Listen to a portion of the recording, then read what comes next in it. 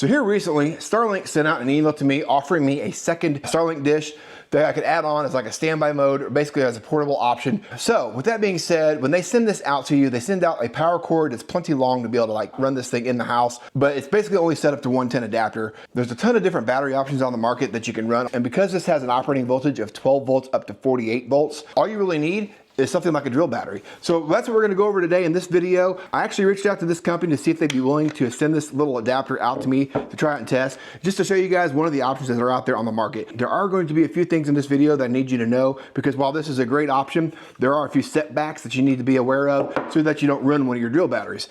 This little adapter is available for DeWalt batteries like I've got here, but you can also pick these little adapters up for Milwaukee, Ryobi. Just take a look, see what other models that might be available. So if you have a different platform of drill and saw and whatnot that you're running in your shop, you may want to pick up a different adapter than what I've got here in my hand. With that being said, I've got a 20 volt DeWalt battery. This is a 5 amp hour battery, and essentially you can just slide that on like so, and this adapts over to the cord that's going to run to your Starlink Mini now. And what's cool about that is because it operates on a 12 to up to 48 volt range, you can just plug this into your dish now, and this dish will power right up and run off this battery. Here's the downfall to this though. When it comes to these drill batteries, there is a such thing as over discharging the battery. So essentially, when this battery is fully charged, you're gonna be somewhere around that 20 volt range. And in fact, I'll show you that on the screen now. When this battery is fully charged, it's basically 20.1 or so volts. To keep this battery from being over discharged, your tool, so the actual drill itself, the saw, whatever it is that you're running, has a feature built into the drill to sense the voltage on the battery,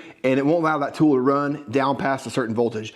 Most of your tools, at least for DeWalt and Milwaukee that I've been able to find, that shutoff voltage is around 15.3 volts. The Starlink Mini does not have this feature built into it where it monitors the voltage and shuts it off, nor does this adapter. So while you need to know, essentially on like a 5 amp hour battery, you may have around 3.5 hours of runtime roughly, give or take, depending on how hard the dish is actually working.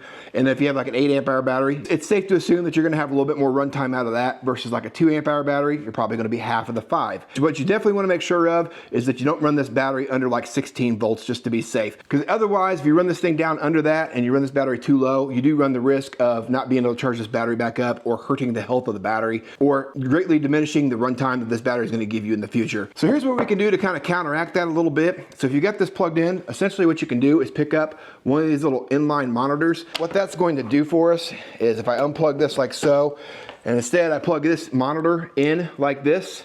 Now if I plug this into the actual dish, this is gonna give me some real-time results off of this little adapter here. Now with this little monitor plugged in here, you can tell on the screen that we are sitting at 19.3 volts on this battery currently right now. So at a quick glance, you can look at this little monitor. If you pick up one of these and see once you get down around that 16 volt range, you're probably going to go ahead and swap out your battery for a different one if you've got one on you or whatnot. But nonetheless, this is still a really cool adapter. This really kind of saves you some money from buying one of the more expensive batteries on the market that actually kind of clip into the back of the dish. I'm sure you've seen those before. And then like I said, the biggest advantage of this is a lot of us have some kind of a drill battery sitting around. So you could essentially, if you had 2 or 3 of these batteries set up in your shop, take these with you wherever it is you're going, or if you're a contractor, just running your dish on your truck when you're out on job sites. You could always be swapping these batteries out, keeping your internet running, and then you could always have one of your batteries on a charger charging back up, being ready to swap back in here or put it back in your lineup if you need to run a drill. This is a really cool option to go with. This little adapter is a lot cheaper than some of the other internal batteries, where they're kind of more like a one-trick pony, and that's all they do is operate as a battery.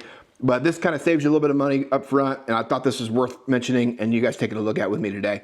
Other than that, that's all I've got for you in this video. Hopefully that was somewhat helpful for you to make a decision whether this little drill battery adapter is the right fit for you and your Starlink system or not. Appreciate you watching. We'll catch you guys on the next video.